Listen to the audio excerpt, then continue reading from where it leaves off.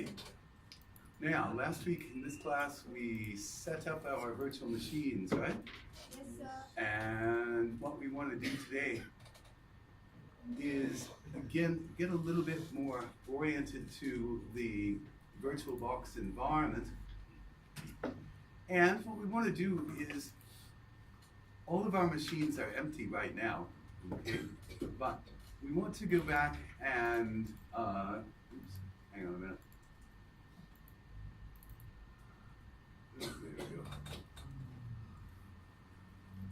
Okay, this week we want to just configure our machines manually, okay, in order to review a little bit some concepts and things that you should have seen in your introduction to networking, okay, and bring these up to the fore a little bit, because next week we'll use some script files to configure these machines, okay, and it's going to be all automatic and all kind of transparent. It's all going to look like magic, okay, but we need to understand what's going on, and I think this should be a little bit of a refresher, okay? Now, I can't remember if I actually got these all configured last week. Oops, I need to get this start my magnifier here.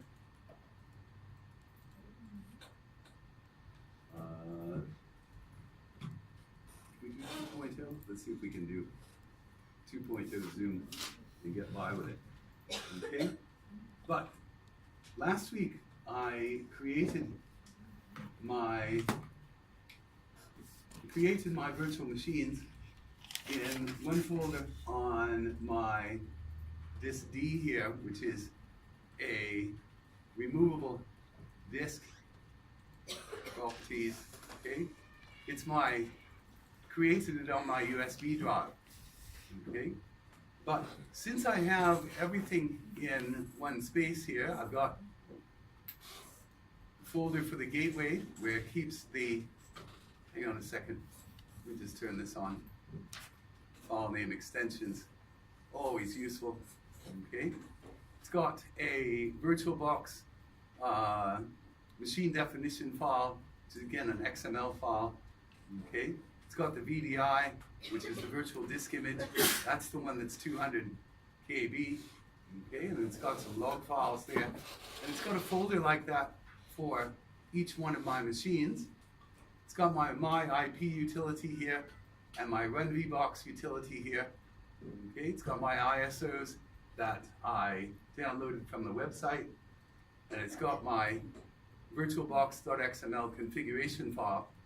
Since I have that, I've just copied that into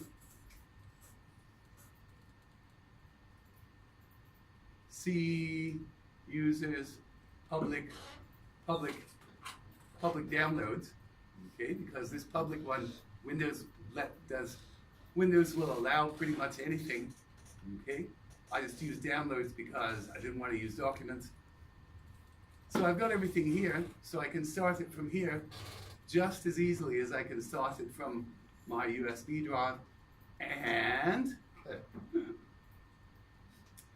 first of all, if anything breaks, I've got a copy.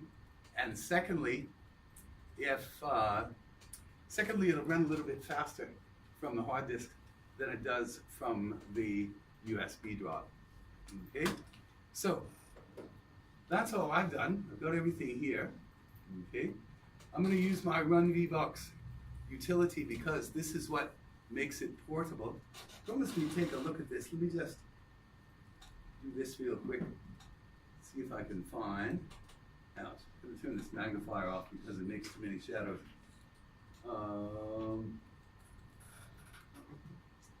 Notepad++.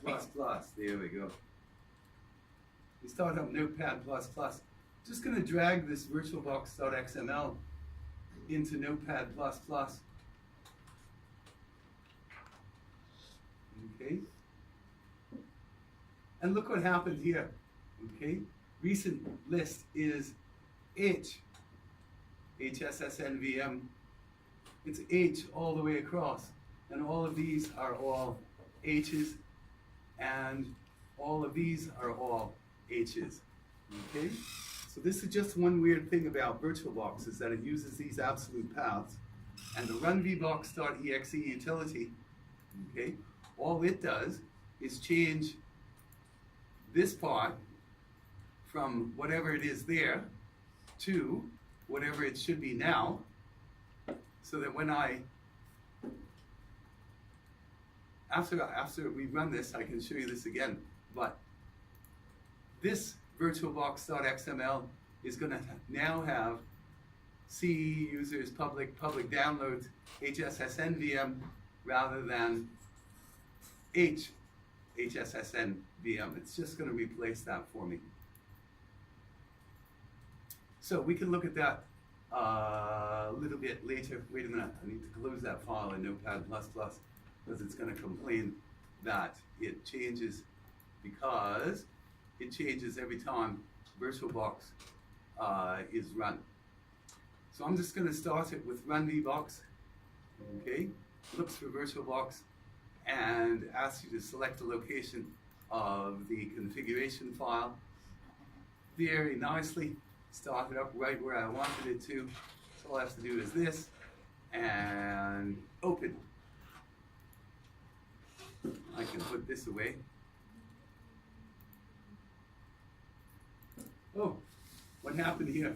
One or more disk image files are not currently accessible. Okay, if I press check here, it says the hard disks are all there, but it says the TinyNet base, look down here, could not open the medium H, okay, because again, that file isn't found. Oops. My runvbox.exe is not perfect, so never mind, I can just remove that one, and it will just delete that entry from the virtualbox.xml, okay? So, again, just to review, okay, last week, when we set up our virtual machines, okay, we changed the boot order so that it would boot from the hard disk first, and then from the CD drive, okay. We changed the location, rewired our motherboard connection from the SATA controller. When it came up by default, it had the optical drive on the IDE secondary master and the VDI on the SATA controller. We didn't want that. We want the VDI on the IDE primary master, okay? And again, this shows us where it's looking for it, and as you can see, it's got the correct path there. And then on the network, we set up the host-only adapter, okay? One for each machine, and we configured all of these machines exactly the same way, okay? Except for their name, okay? And you can see that only the name is changing, nothing else is changing. So, what we want to do this week, okay, is first of all, we want to make our gateway have a few extra interfaces so that we can control our subnets, make our gateway actually act as a gateway, okay? And then the mail server, the web server, and the LDAP server, okay?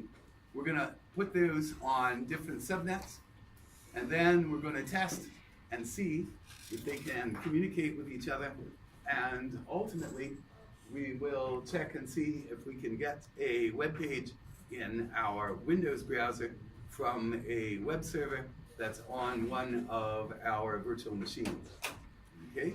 Because that's gonna be the base test for our base system. So, the first thing, all of the instructions, by the way, again, we're just, we're just following the lab exercise here on network basis and configuring, okay? We might be able to get to shared folders today and log files and the man pages. If we don't get to those today, that's fine. We'll get to them next week when we actually start configuring our virtual machines, installing the software so that they won't be the same anymore, okay? So that they'll have all of their specialized software installed. We'll do that next week. Okay, so we're gonna set up a net on 192.168.56 0/24. What does that mean?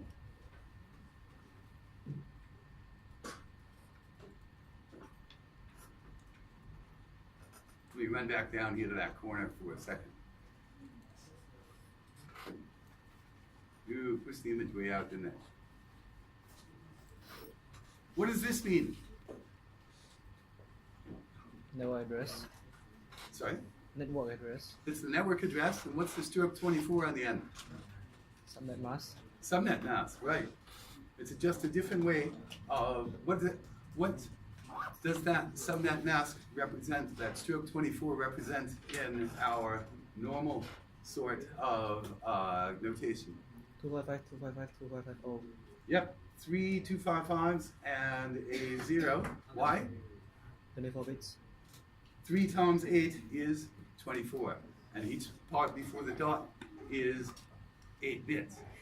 Okay? So we're going to set it up 56, and so all of the computers with a 56 as the third octet of their IP address will be able to communicate together because they'll all be on the same subnet. 66 will all be able to communicate. 76 will be able to communicate. But for 76 to communicate with 56, it's going to have to go through our gateway. Okay, all good. Now, let's do one thing first.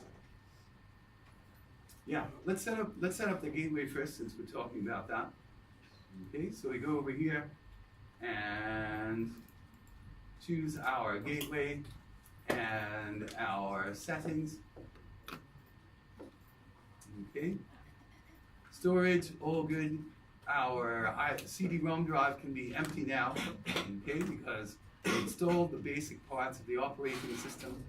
What we need to do down here is go to network, okay, and this is kind of a built-in assumption in our configuration scripts, so we want to follow this convention, okay. Right now we've got adapter 1 enabled, host only.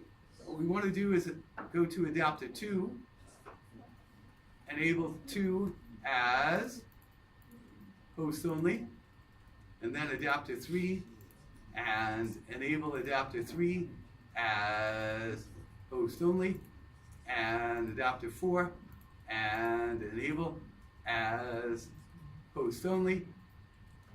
Okay, so 4 host only, 3 host only, 2 host only. Now 1, I want to actually change to a bridged adapter. Okay? Now bridged adapter is a special kind of a driver that piggybacks on top of whatever is in your hardware, whatever's on your motherboard. Okay? So this is going to change from computer to computer. Okay? Sometimes you have one, like my little laptop, it has a proper Ethernet connector as well as a wireless adapter, and so there's going to be a choice of 2 here. Okay? Now, when you move from machine to machine, okay, this is going to be different from machine to machine. Okay? And so you're just going to have to be conscious of it, and if you want to use this bridged adapter, you're going to have to make sure that it matches whatever's in here, because again, it gets written into the VirtualBox configuration file. You just want to make sure that whatever's in here matches something that is on your machine. Okay, the second thing about this is it only works with network adapters that are on your motherboard. If you're using a plug-in wireless modem, USB thing, just one of those little box things, plug into a USB port for your wireless connection, bridged adapter is not going to work. Okay, only works on the motherboard. VirtualBox is just not sophisticated enough to pick that up from the USB bus. If you're in that situation, just use a NAT adapter here, NAT, network address translation, okay, rather than a bridged adapter. But the bridged adapter is the best one because we'll be able to watch the traffic go across it. Okay, so adapter 1 needs to be your bridge to NAT, 2, 3, and 4 need to be host only. So I'll okay this configuration here, and as you can see, it has fixed me up right here in my configuration, okay? And with that change to the gateway, everybody else has one host-only adapter, which is just what I want. So that's fine. Now, let's take a little sidetrack here for a second. And go down here to my Windows and pick up a command prompt.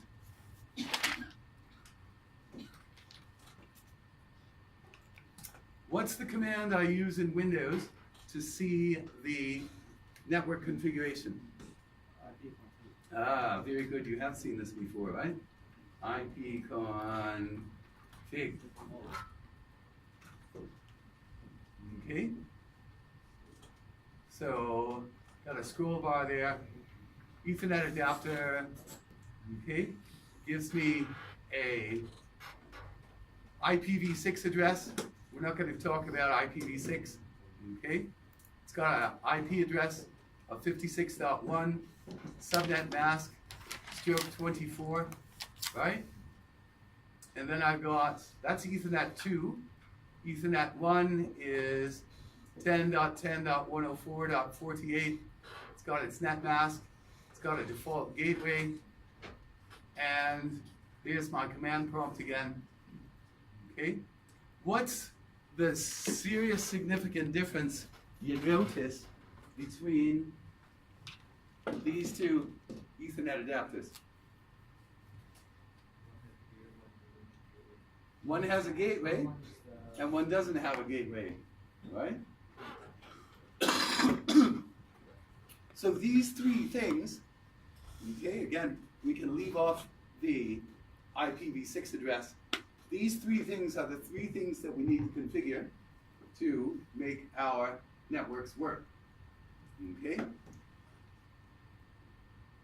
This Ethernet adapter does not have a gateway, so what does that mean?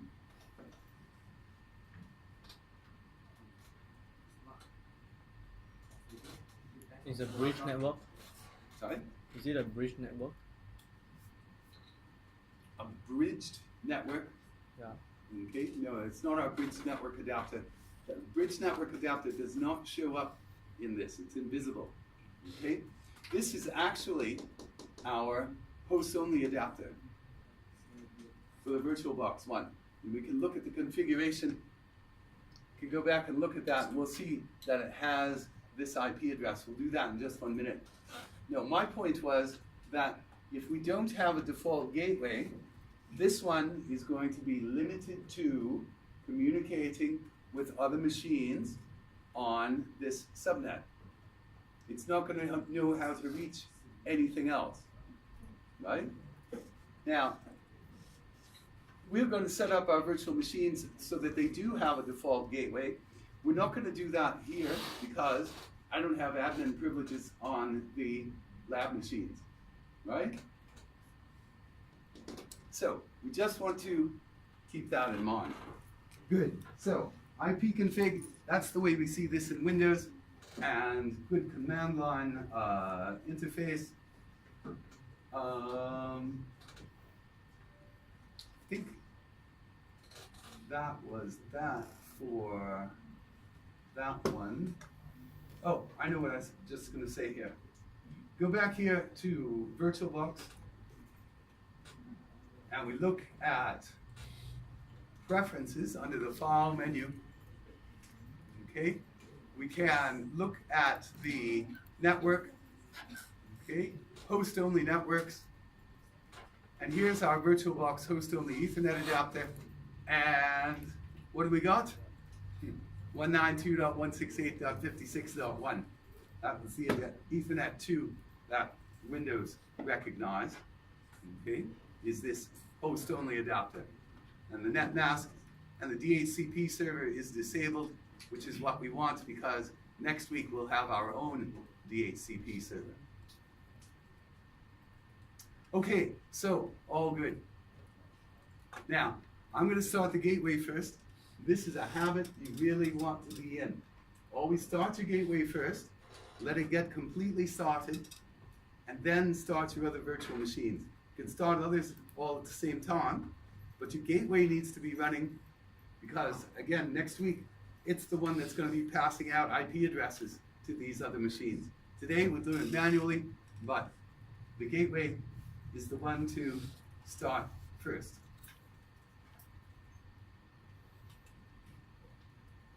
And it says Lilo boot, so I know it's booting from the hard disk because that's what we did last week, right? Did that Lilo inst. Now, all of this mess is debugging messages for the kernel. If you're hacking the Linux kernel, this is great stuff for you to pay attention to. For the rest of us, we can all sit back and just sleep until we see the stock in the HTTPD, okay? Slacks VM login, I don't even need to log in, I know it's running now. So I'll just start my mail server, start, and my web server, start, and let them start up at the same time. Did I finish all of these?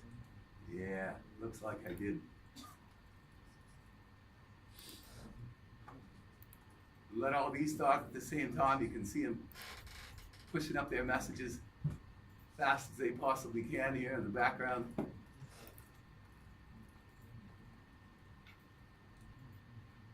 Oops, what is that? That's my web server, LVAP server, and what happened to my mail server?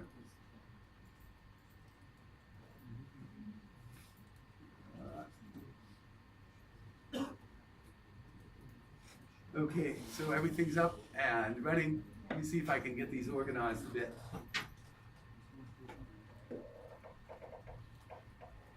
Here's my LVAP server, web server, mail server, and the gateway. Ooh, did that wrong, didn't I? Okay. So, see what the instructions say real quick here.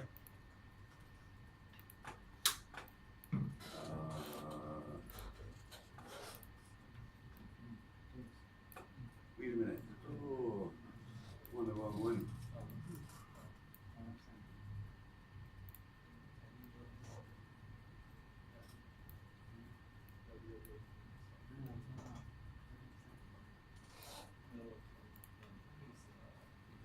Hang on a minute.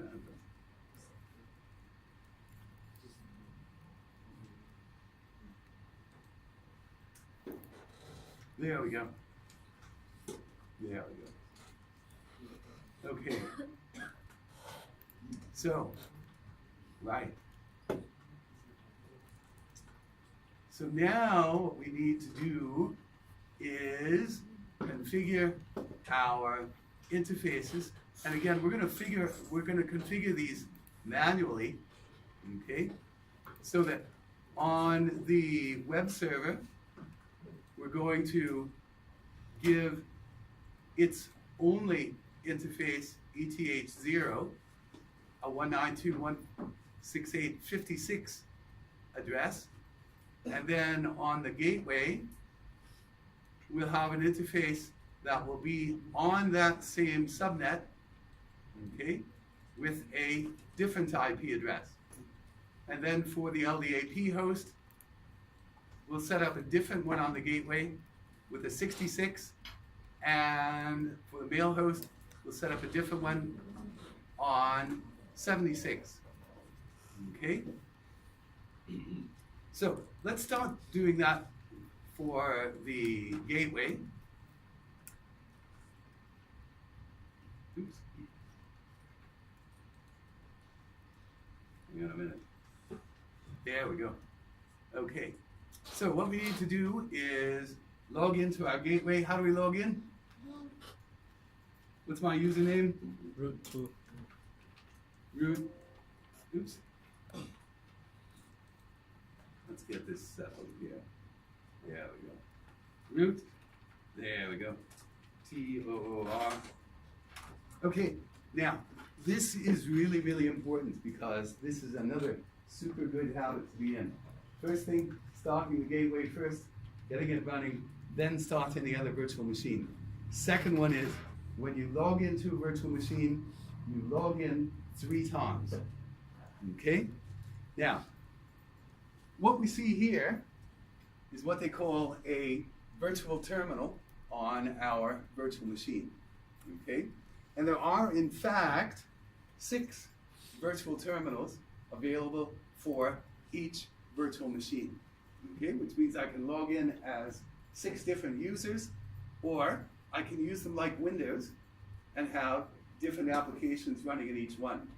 And that's what I want to do because it's so helpful for debugging. Okay? So this one that I'm automatically in when it starts up is Alt F1. Now if I do an Alt F2, I get a new virtual terminal. So I'm going to log into this one, ROOT and TOOR. And in this one, Alt F2, I'm going to run MC. So I've got one plain command line, I've got one for my file manager, and then on Alt F3, I get another one, log in here, ROOT and TOOR.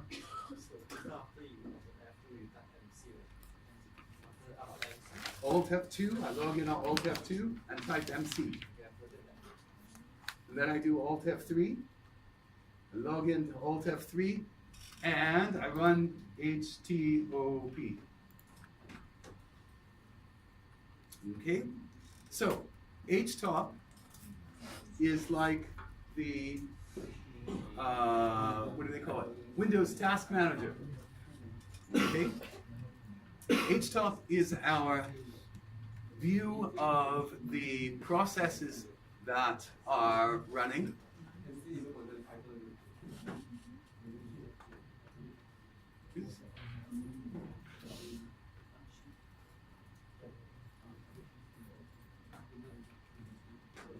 Let me just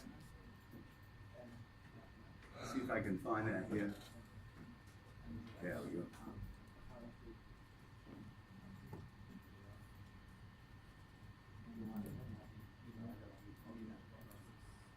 Okay, so Task Manager, what's Task Manager showing us?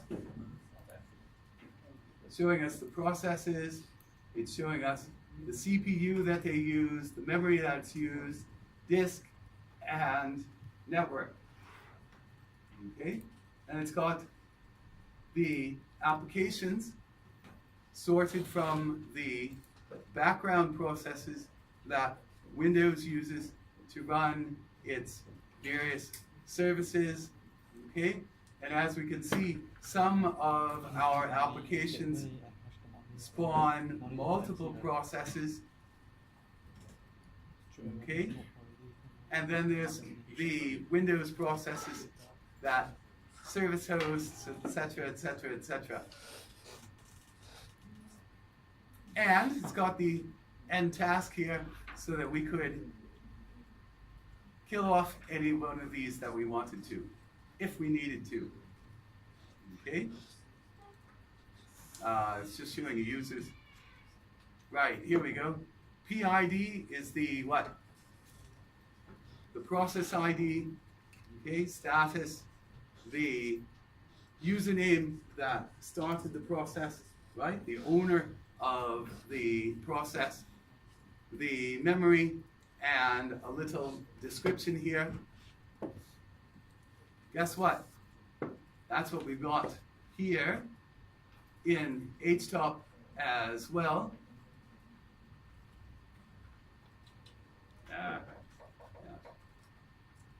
Okay, I've got the host name, I've got the memory, okay, load average is CPU, oops, not showing me all the it's showing me the same details here, okay, how much CPU these processes are using, how much memory, how long they've been running, okay, and the brief description over here, the process ID, and the owner or who started this process. Yeah. Sir, it's quite interesting. What? Who is demon and who is nobody? Yeah, who's demon and who's nobody. Okay? These are special system users, okay, that we set up just to provide a little bit of security and process and file ownership. And we're going to go deep into that not next week, but the week after, when we're configuring the mail, because the mail has a few other system users like this that we take advantage of. Good question though.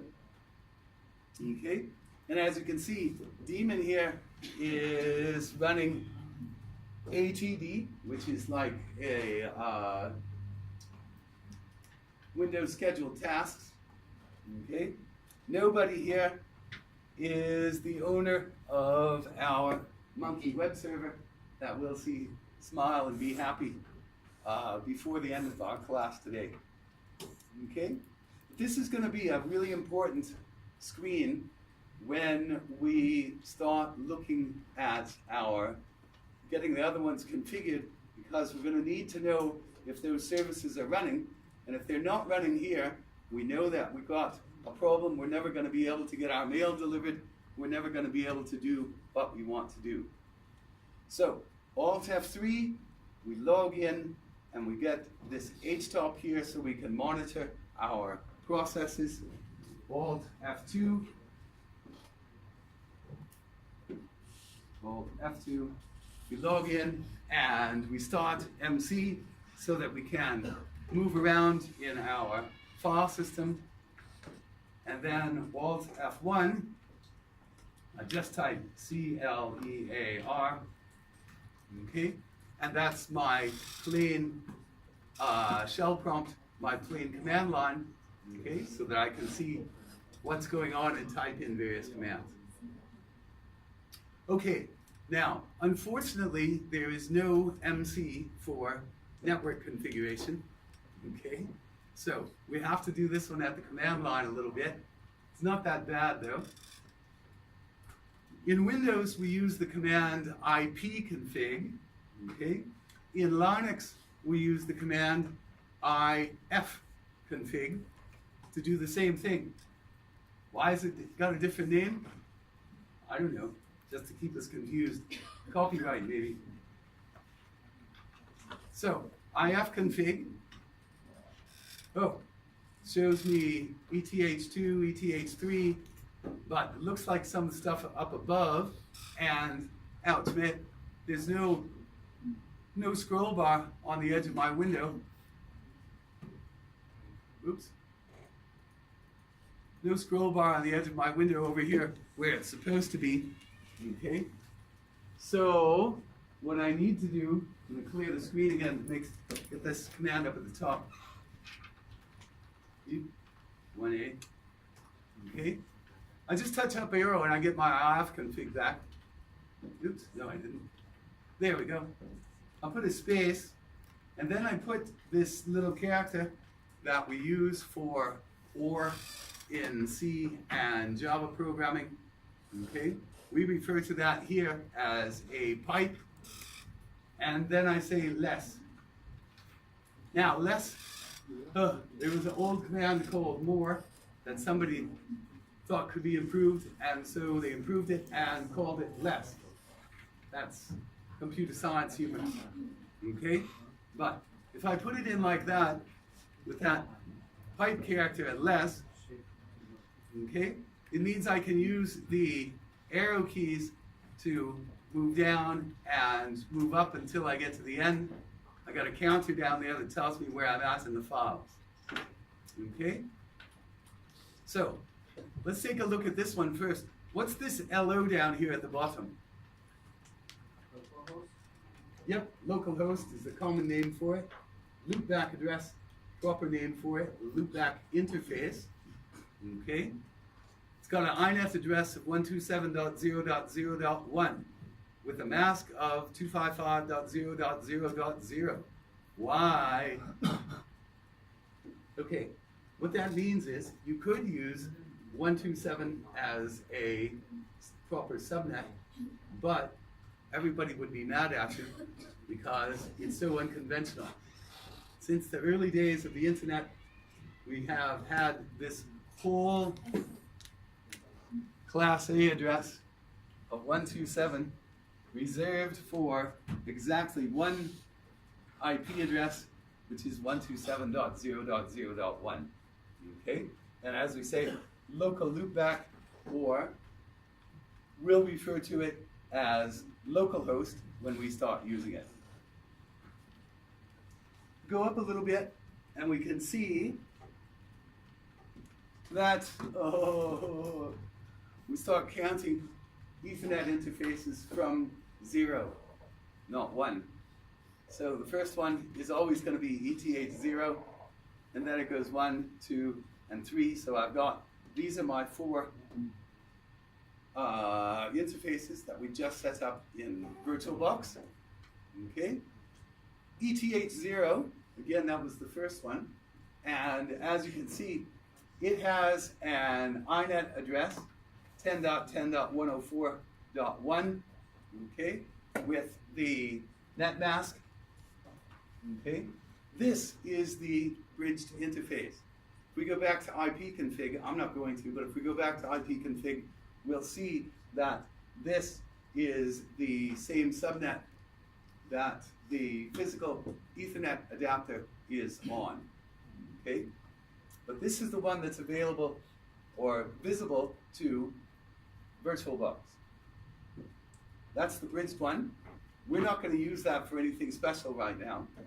Notice that 1 and 2, and actually 3, you can see they don't have an INET address yet. Okay? RX, TX, what's RX, TX? I know what TX is. Deep in the heart of Texas. TX is Texas, right? TX, RX? Okay? These are received packets, RX. TX are transmitted packets. Okay? So, this one has some received packets, mostly from the DHCP server, and getting its IP address from there. Okay? Not sure where these received packets came from, okay, but it just gives us some basic statistics, okay, about what has come through on our interfaces. Okay, so that's ifconfig by itself. When I see that lines down there at the bottom, I'm in less. Okay, all I have to do is touch Q to get out of here. Okay, and now I'm back at my command prompt. So what I want to do is assign an IP address to the interfaces. So I'm going to just do that with IF config. And I'm going to have ETH1. I don't want to use ETH0 on this one, but ETH1, and give it a 192.168.56.101. We'll see the reason for the 101 next week when we do the DHCP configuration. For now, just follow along with me. Okay? I touch enter. And no news is good news.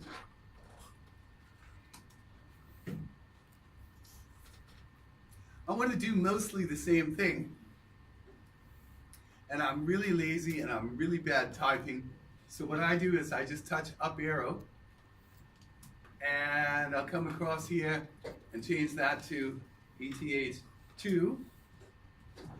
And move across here and change that to 66.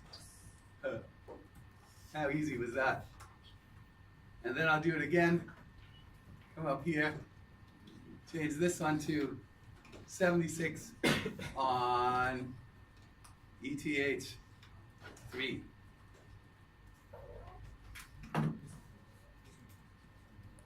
Easy enough, yeah? Easy enough. Let's up arrow a couple more times here. And now if I check my IF config, what do you suppose we're going to see?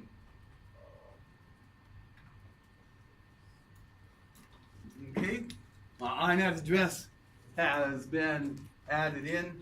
It has very handily done the net mask for me, okay, for each of the interfaces that I just configured. 176.101, 66.101, and 56.101. The loopback does automatically, and the bridge adapter takes care of itself. So, how nice is that? Q to quit this. Okay. I'm going to say clear. And I'm going to, okay, so now what I need to do is I need to shift over to here. Okay, so what do we want to do? We would say the mail server, oops.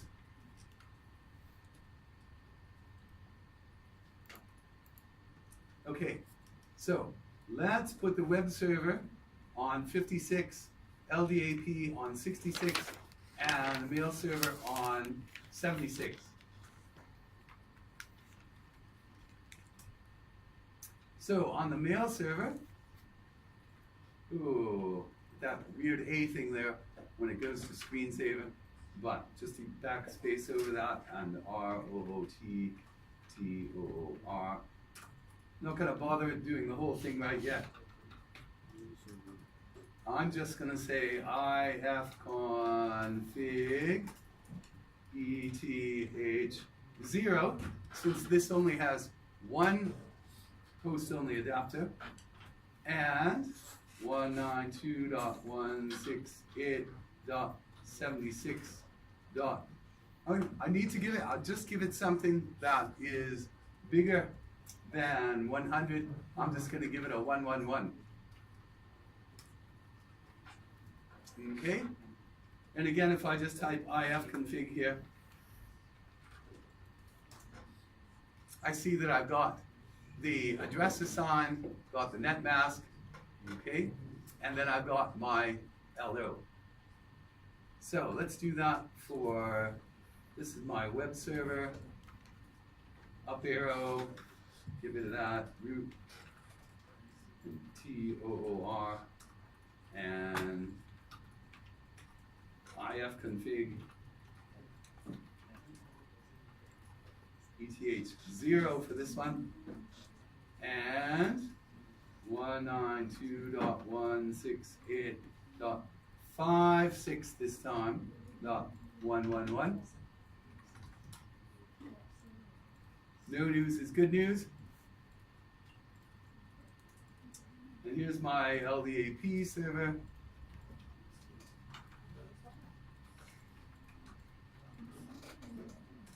And clear the screen on that one. And what I want to say here, I have config ETH0 and 192.168, and this one is going to be on 66, and I'll give it a 111 just to double check. No news is good news. Okay, we got the net mask and the INET address. Now, can this LDAP server communicate with the gateway?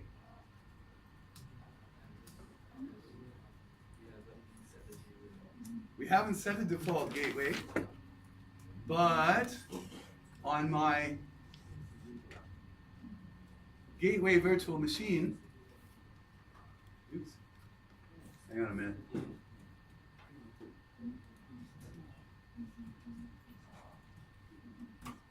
Okay, on my gateway virtual machine, I have an ETH2 with an INET address of 192.168.66.101.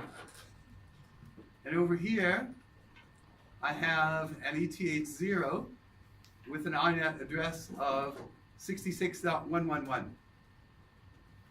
So, should these two machines be able to communicate? They should be. Right. Subnet mask. Because they've got the proper subnet mask so that they're on the same subnet. So, how do I test it? Ping. Ping. There we go. Ping. Oops. Ping what? Ping. Anyone. Okay. The other P. We can't use names yet because we haven't got our name server set up. So these machines don't know each other's names. So we have to stick with our layer 3 communications. So I can say ping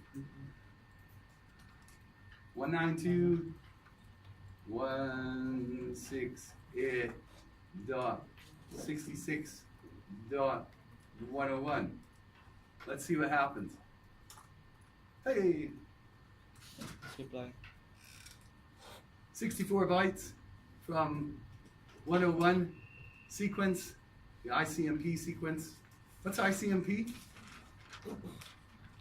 ICMP.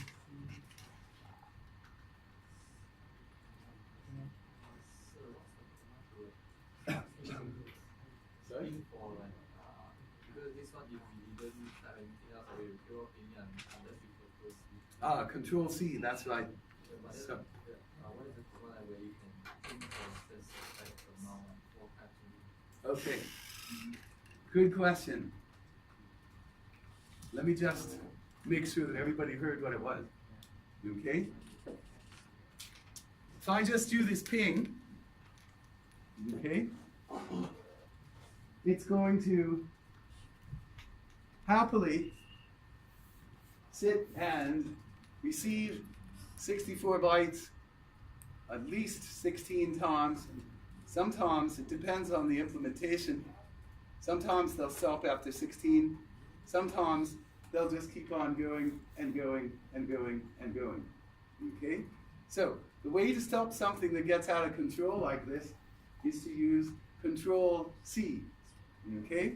It's a kind of great escape sequence to remember. So Control C will stop this. Now, your question was, how do we tell it just to ping 6 times or something like that? Okay? Good question, but I don't know. I have to look in the documentation. Okay? The way to get to the documentation, Minus help. there's 2 ways to get to it. Okay? We might try P-I-N-G, and not with this last question mark like we would in the DOS Generally. command line. You say minus minus help. Okay? So, this one says minus C count, I interval, W deadline, P pattern, okay? It's got all of these options that we can use, okay? But it's meant to be the briefest and quickest possible reminder of what's going on. To get a detailed explanation of this, okay, what we need to do is we need to say man. You say man, man, man, and it says this is the online manual pages. So I cue this one to quit it. I go back and I say man, ping,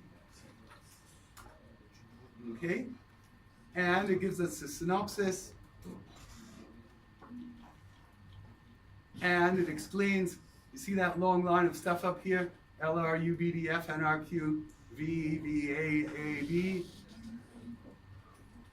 It explains each one of the things.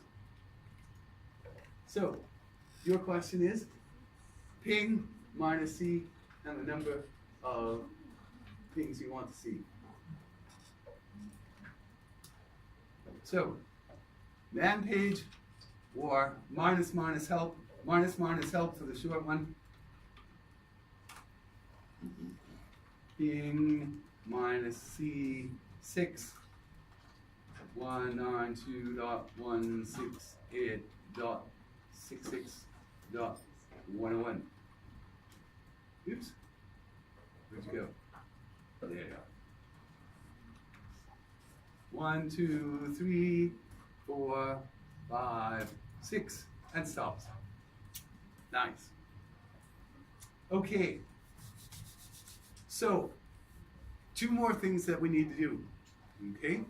First one is, on each of these machines, as somebody pointed out, we don't see any default gateway, but we can't see that with IF config. That's one of the things that's different between IF config here.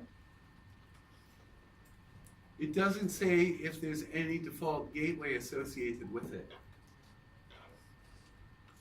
In order to get a default gateway, we need to use a different command. That's called route. R-O-U-T-E. Okay? And it's got it only recognizes the 66.0 network. Okay? And that one uses interface ETH0 and the loopback address, okay, that uses interface LO.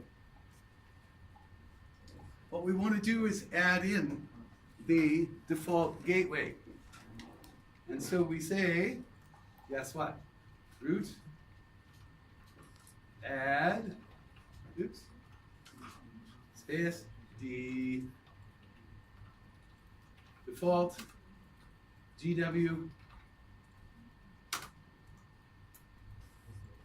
and then we put the IP address of the interface on the gateway that's on the same subnet as this is.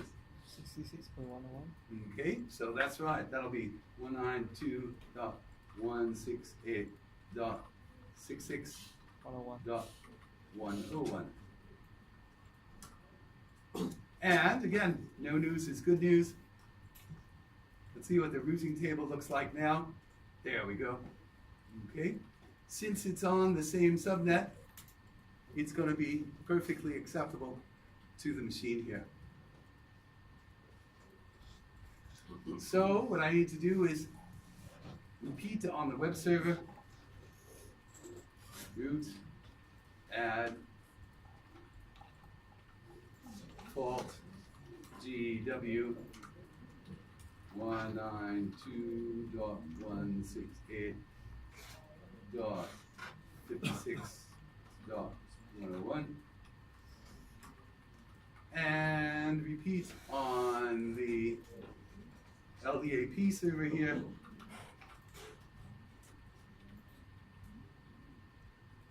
Okay, so I come back over here and I say root, add, default, GW 192.168.76.101.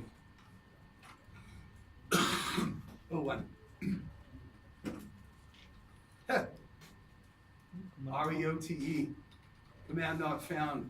Oh no, panic, panic, panic. Route. No, don't panic. Just go back up here and fix this to say root. That looks better.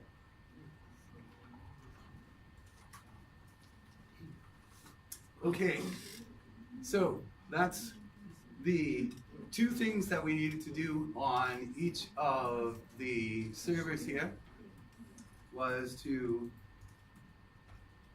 add an IP address, add the default root, okay? On our gateway, we put an IP address on each of the subnets. So we have 3 interfaces here. ETH 1, 2, and 3 that are on the different subnets. Okay. There's one more thing I need to do, and that's configure my gateway machine to forward traffic from one interface to all of the other interfaces so that it can act like a gateway. Now,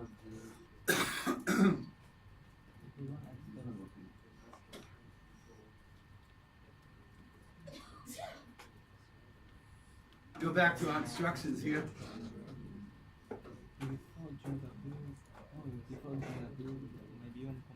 Okay, that's what we've done so far. Now we set up the gateway to let traffic go to all of the interfaces. Now, oops. We can use a command like this, net IPv forward equals 1, out. But that looks like a lot of typing, okay? Or if that looks too cryptic, which it does to me, try etc rc.d rc.forward. Okay, now let's take a look at what this actually means and what this one actually does for us, okay? Because we're going to want that one, what we do here, we're going to want it next week anyway. So what I need to do is I need to go to my gateway machine here.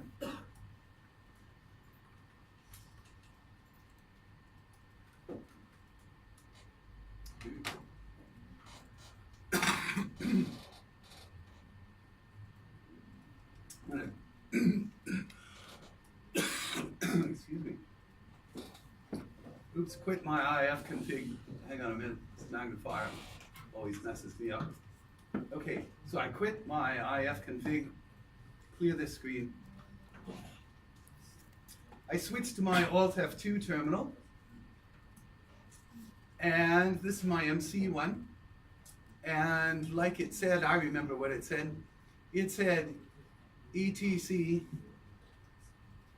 and rc.d, profile, there it is, rc.d, and it said rc.ip forward. Actually, it said rc.forward because it's not 100% accurate. Okay. ETC is going to be one of our favorite places in the Linux file system because generally when we look for configuration files or configuration parameters, they're all, first place we look is in ETC.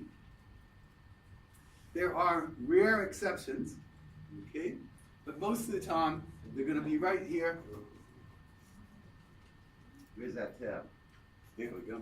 Most of the time they're going to be right here in ETC, okay? Now, there's a special space in ETC called rc.d, which is the space that stores all of the scripts that are run when the machine starts up, okay? Our startup scripts. Windows used to have a thing like this in the taskbar, okay, but it doesn't anymore.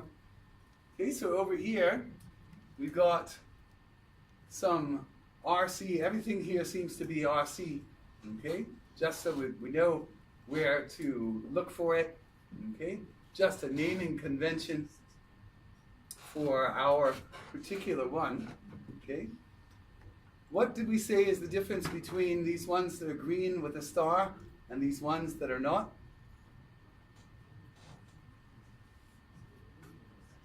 Can't remember. Never mind. We'll get used to it. The green with the star ones are executable.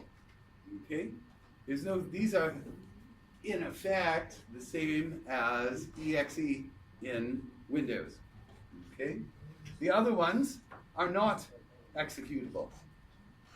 So what happens is, okay, when this one starts up, okay, it will start rc.ethif, but it won't start rc.bind, won't start rc.gpm, will run rc.inet1, will run rc.local, but not rc.ip forward. So what we need to do in order to make rc.ip forward a valid command, let me just show you. Let me just go over here back to my command screen. Okay? And again, when I looked over here, it says etc rc.d rc.forward. Okay, obviously that's not going to work because that's the wrong name. But if I say come on, move down here a little bit. There we go. Stroke etc stroke rc.d stroke rc.ip underline forward. It's going to say permission denied. So I need to go over here to back to MC, Alt F2. Okay, tab across, highlight it. Now, if I do F3, I can look inside and I see a whole bunch of lines here. Let's start with this hash character, right? A whole bunch of lines here that start with this hash character. All of these ones that start with the hash character are comments. Okay, so when we say we comment something out, we put a hash character in the front. We say we uncomment something, we take that hash character away. Okay? So this is all good documentation. Okay? And if we wanted to, we could trawl all the way through here. There's a lot of documentation. It's way too complicated for me today. So I'm going to say, all right, thank you very much. Okay? We'll get to the shell scripts and we'll look at some simpler ones later. Okay? But in order to change this from permission denied to an executable file, all we need to do is use MC. The command for this is really cryptic otherwise, but what we do is we do F9 here to access these menu, this pull down menu up here at the top. So F9, here's it on my keyboard, F9. You can see that right now is there. I move over with the arrow key to File. So F9 and File. And I touched Enter on File, pull up this, and I come down here to Chmod. And with Chmod, I get all kinds of permissions, right? Now, these first three are very rarely used, and so we'll ignore those. But these are the standard ones.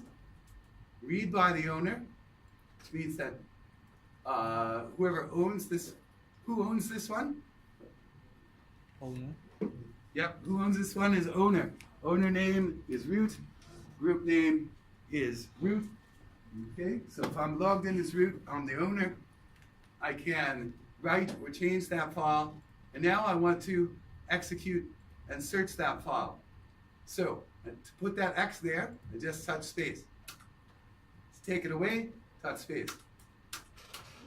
The little star shows up to show that that's the one that's changed. Now, watch the numbers over here. Watch the numbers over here as I touch the space. Okay? Right now it says 644 space 744. This says read by group, write by group. I'm going to say execute search by group. Watch what happens, 744, 754. Read by the rest of the world. Don't let the rest of the world write things to it because we don't want anybody changing this except us. But we want them to be able to execute it. 754 becomes 755. Yeah, works the same way backwards. Take away the execute, 754. Take away the read, 750. Add in a write, 752. So I'm going to link that on read and make that one execute. Okay? 755 is a very common set of permissions. Okay? Which is the owner has read, write, and execute. Okay? The group, not many people use Unix groups, but they're always there. Okay? Read, write, and execute. Only read and execute. And only read and execute for the rest of the world. So, come down here and I set those permissions. Now it's green with a star. That means it is an executable command. So when I Alt F1 this time and I try it again,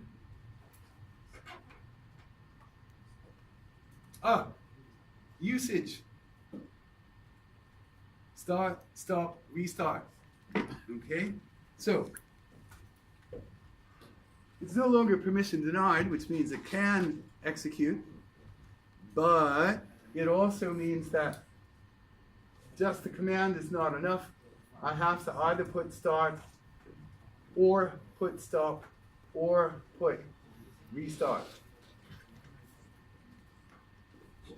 So let's try it one more time. Up arrow. And let's give it a start. ART, start. Activating IPv4 packet forwarding. Okay. So now that this has packet forwarding activated, what do you suppose we can do? You suppose now that we can go back to our ping and where's my, which one was I using a ping?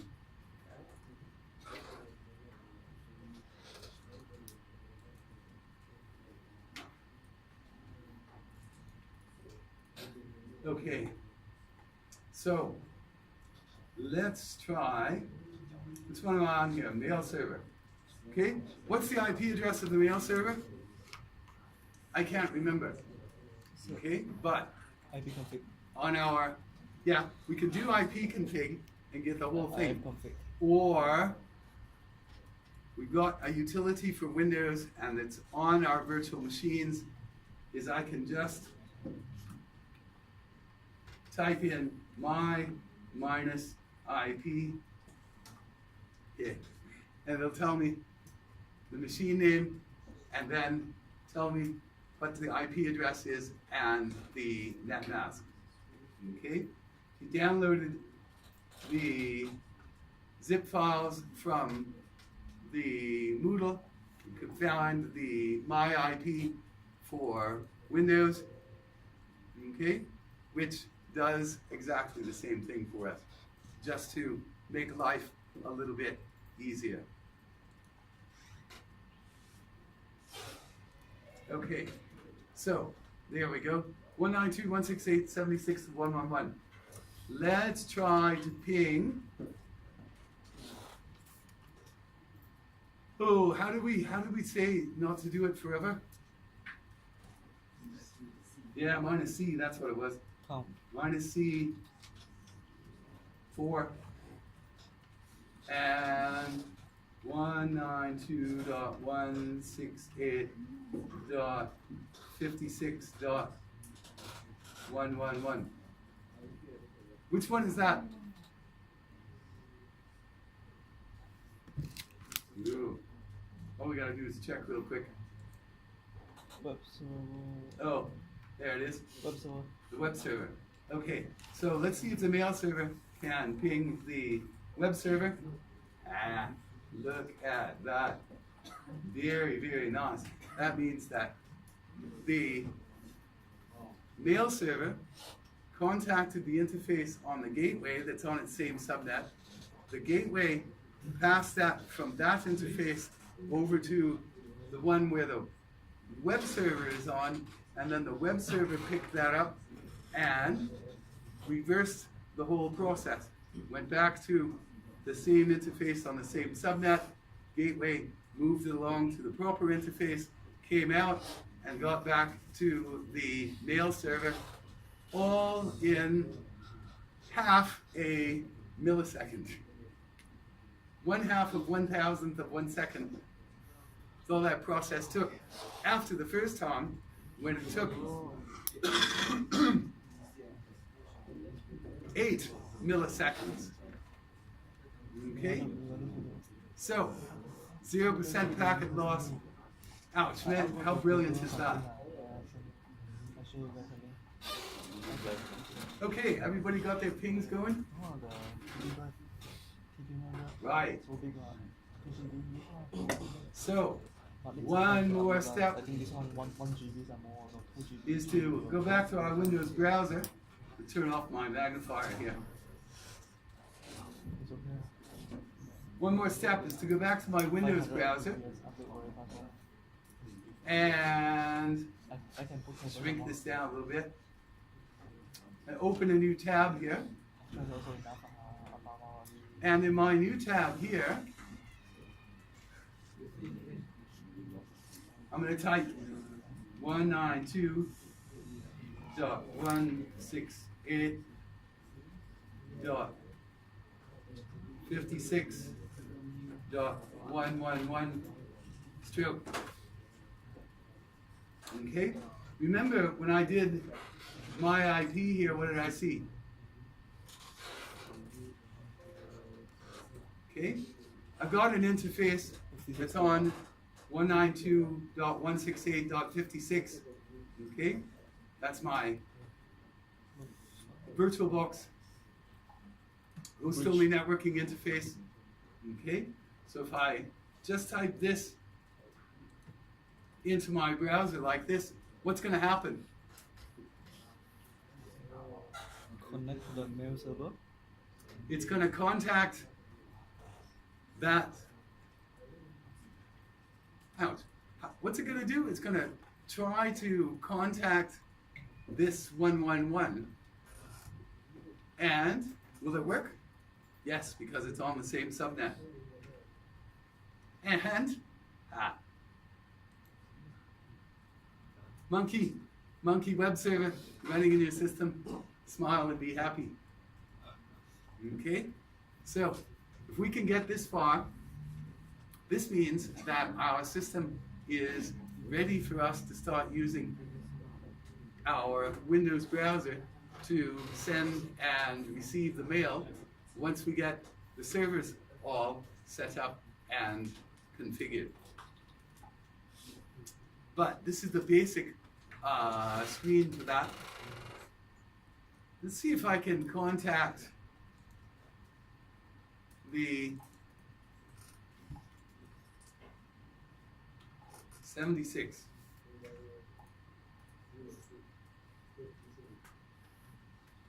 Ooh, spin, spin, spin, spin, spin. It's gonna wait and just time out on that. So I'm just gonna stop that, okay? Again, there's no default gateway in the Windows configuration, okay?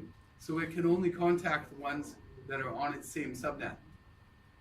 What's gonna happen if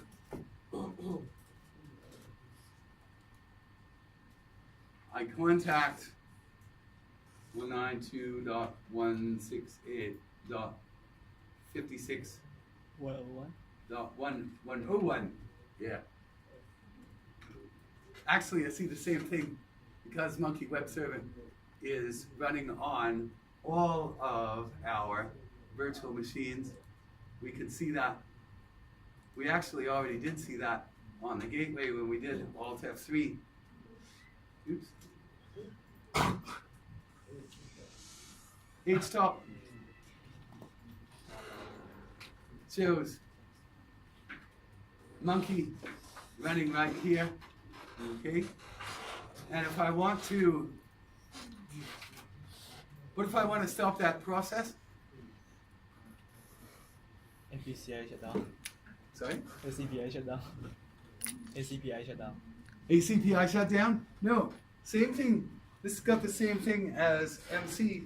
It's got the F key menu down here, so I can search, change the display, sort it out, give it a lower priority or a higher priority, or kill the monkey, kill the monkey. Okay? We're not going to do that now. We'll do that in a couple of days when we're setting up the web server. Okay. So, 316. Okay. We still got a little time left, and so let's push along a little bit. We've got one more service that is extremely useful. Okay. And that is a service called SSH. Anybody heard of it? Yes. Okay. How many people have heard of Telnet?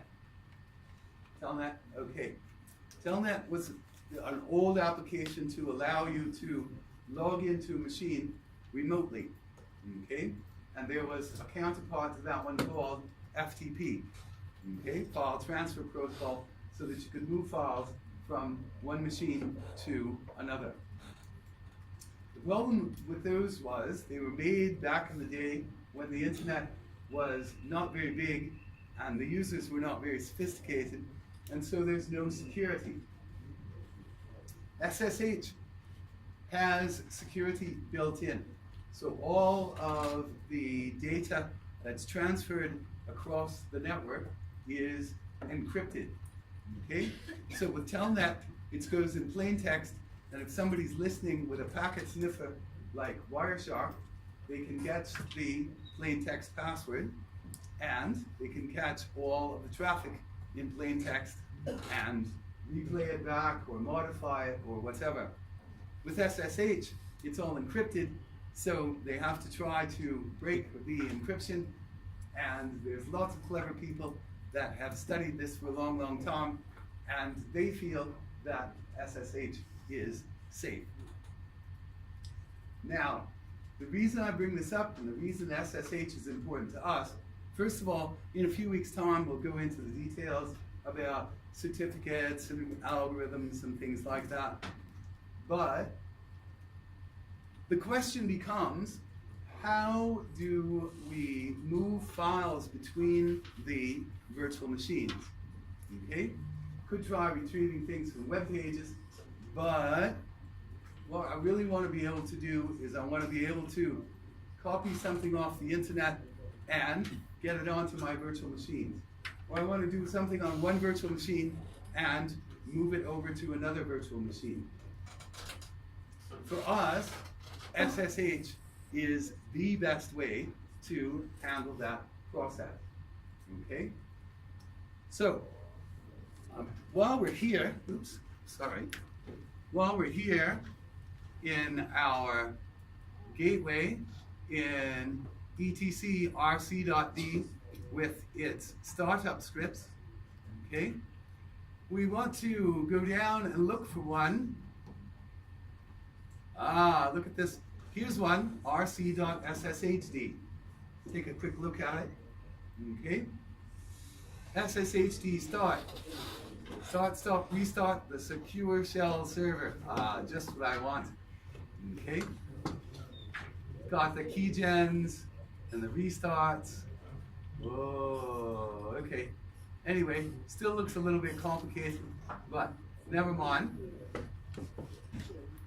The important thing to notice here, we got some comments here, right? Create the host comments. What's this look like?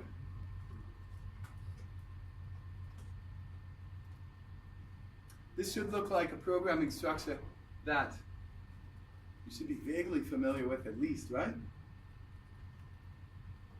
If,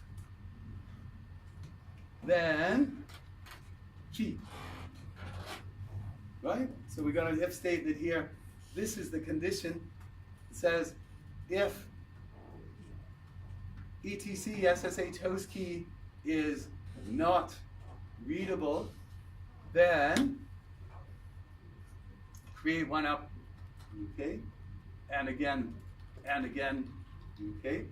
And then it will start the SSHD for it. And right up here at the top, if this is the very first characters in the file, we call this hash bang in proper terminology, okay? This is the interpreter for the programming language, okay? So that means that if we make this one executable, the operating system will feed all of this into this program here to execute this particular script, okay?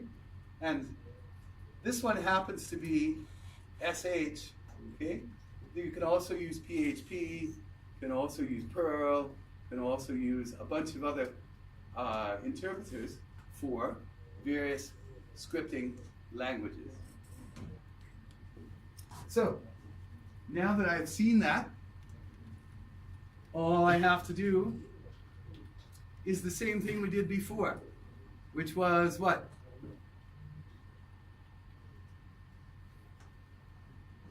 What did we do with IP forward? Permissions, right? And how did that one work? F9, file, enter, chmod, enter, and down to execute search, space, down to execute search, space, down to execute search, space, and set, enter. Okay, now we've got a star and it's green. So I'm gonna, now I could execute it just by touching enter, but I don't really like to because sometimes it ends and gets replaced with the MC interface too quickly for me to see if there was anything went wrong. Yeah? So if I just do this, it did that.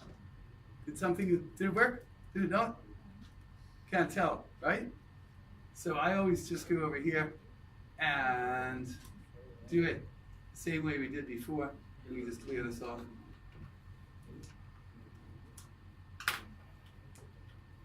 etc rc.d rc.sshd. I spelled that right? Yeah, rc.sshd. Okay, now if I touch enter, I forgot about that. Okay, so rc.sshd start generating the key pairs. Okay, and those are the ones for the encryption. RSA2048 random R. You want to find out what that is? Google it up. Okay, but those are the encryption keys. So it can use that to encrypt everything as it goes across the network. Now, let's do that again for all of our servers here. That's Alt F1. Here's Alt F2. Root, tour, and MC.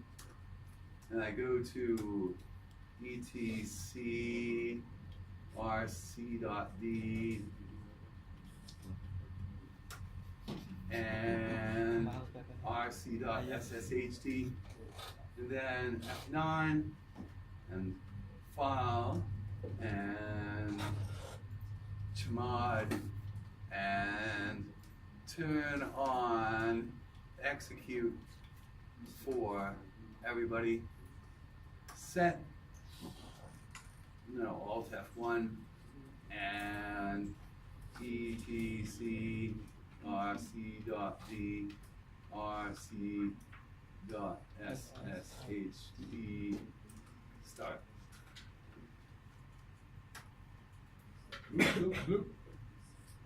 Okay.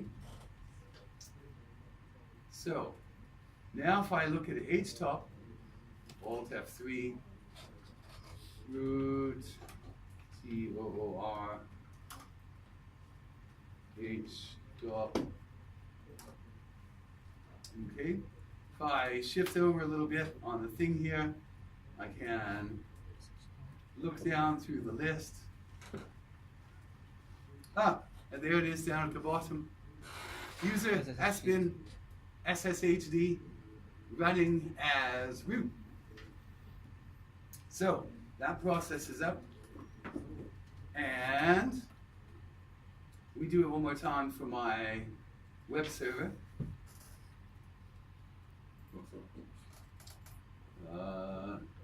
Here. Sir, Yeah. you need to do this on the 4 machine. Gateway, Yep. mail server, web server, and LKFE server. Yep. Yep. Do it for all 4 machines. For the RC IP forward, only for gateway, right? RC.IP forward, yes, that's only on the gateway. Okay.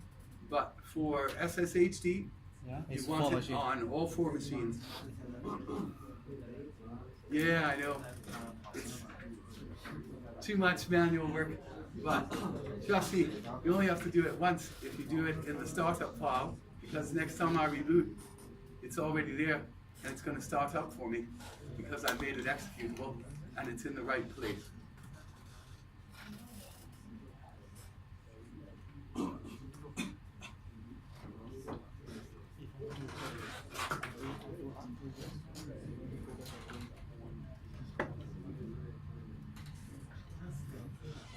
There you are.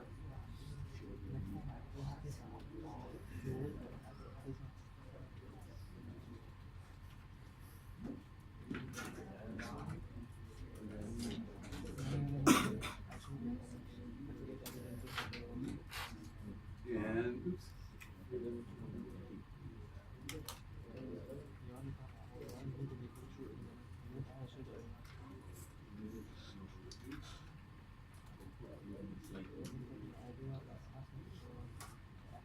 There we go. And last but not least,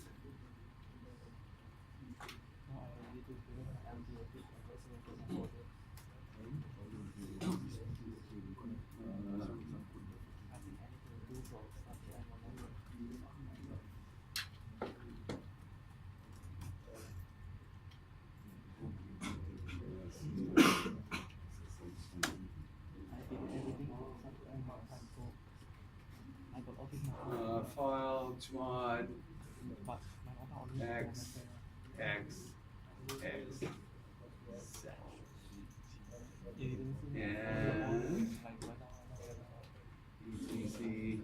rc dot d rc dot sshd start. There we go. 第一个，你会给开4个数。Okay, so 哦，这个不错。 here's my SSHD. So Yeah.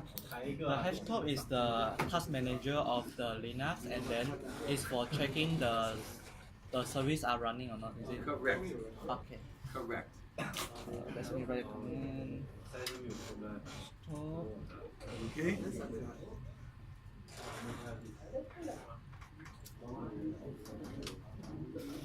Okay.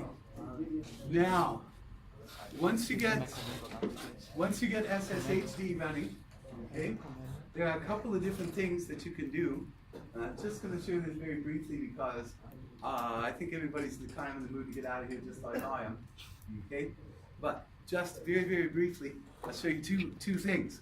Okay, first one, I want to move something from my mail server to my LDAP server. Okay, the way I can do that really, really easy is I go to my MC window. Okay, and let's say I've got something in my Scout. Oops, that's no good. Let's look in SSH. Okay, moduli. All right, now, so on my left, I'm going to be on a local host in etc SSH. Tab across, and for I touch F9 to get to the menu. On the right side here, and I use shell link. Okay? Shell link says enter the machine name. I'm going to say, I'm not going to use a machine name. I'm going to use my 192.168. Which one is it? 76, right? Mail server? 76.111. And okay that. Okay. Now it says waiting for initial line. It's all messy. You want to continue connecting? I say yes. Oops.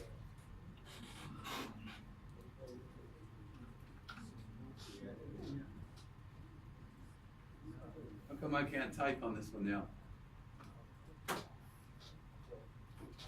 Hang on a minute. I think my magnifier is messing me up again.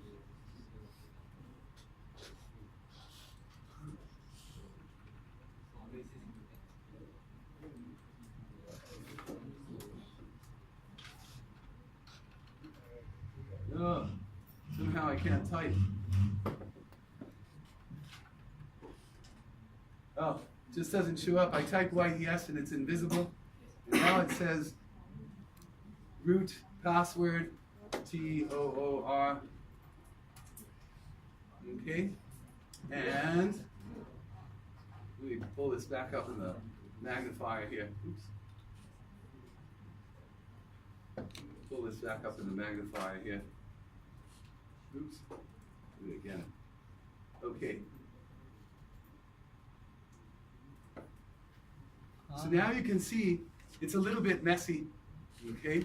It's a little bit messy, but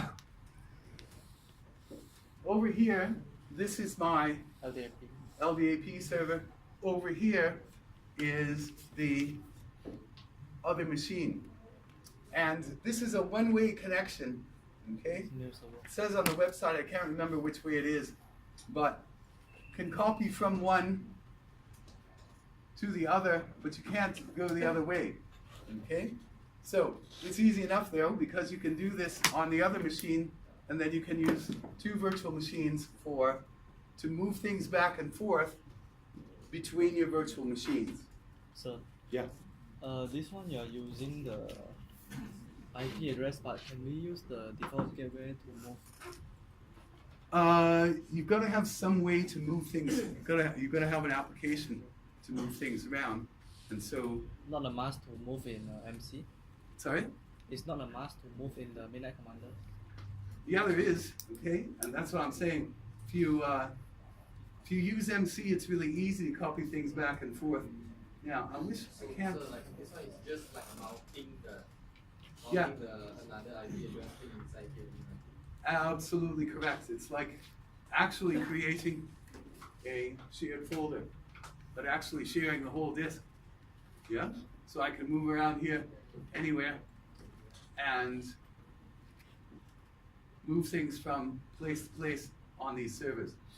Can't remember how to get the screen reset though. I think maybe F9 and options.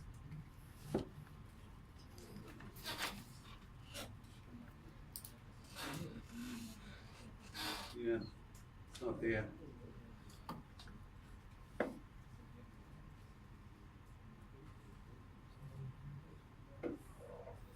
Maybe if I swap panels. Yeah, there we go. Okay. If I said I just did F9 and options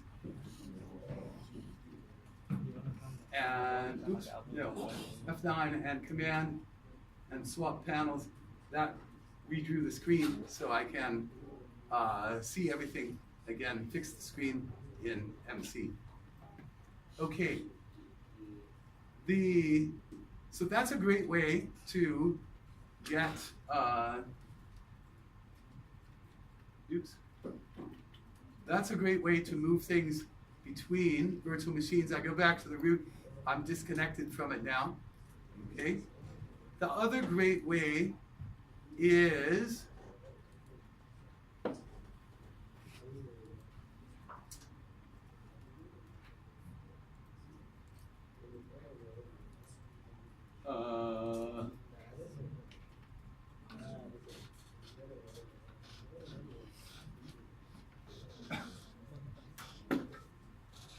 go to a place like portableapps.com and search up WINSCP.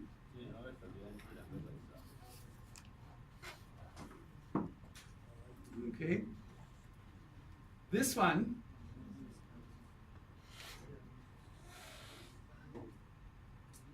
WinSCP Portable is a excellent little application. Okay, let's see if it's got a screenshot here. Okay, it does have a screenshot. It's going to be easier to see with the magnifier. Okay, but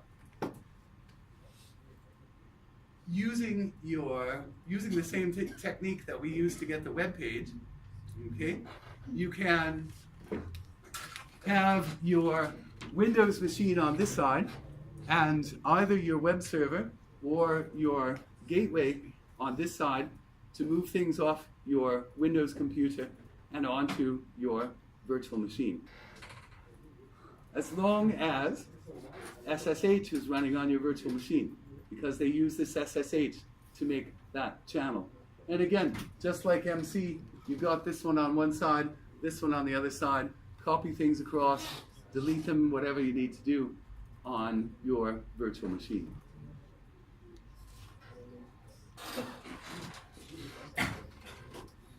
So, that's an easy one too, but yeah, there's a lot, I'm going to say there's a bunch that are of these that are similar to it, but I find that WinSCP is actually one of the nicest ones in terms of user interface and in terms of stability. It's good. So, any questions? Not yet. Not yet.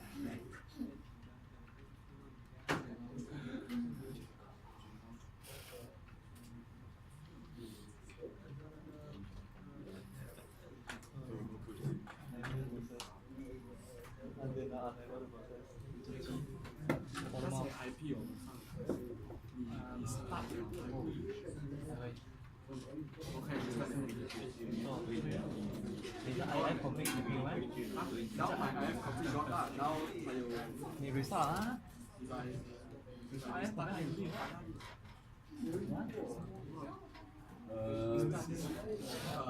变掉了喂，哇，and then 讲大点 ，simple as ABC。没有，我叫我全部重做，我叫我全部重新的放。我的 LTAB 有点问题，我要 recheck。But you set your IP to right? Yeah, try that. Use yours as sacrifice.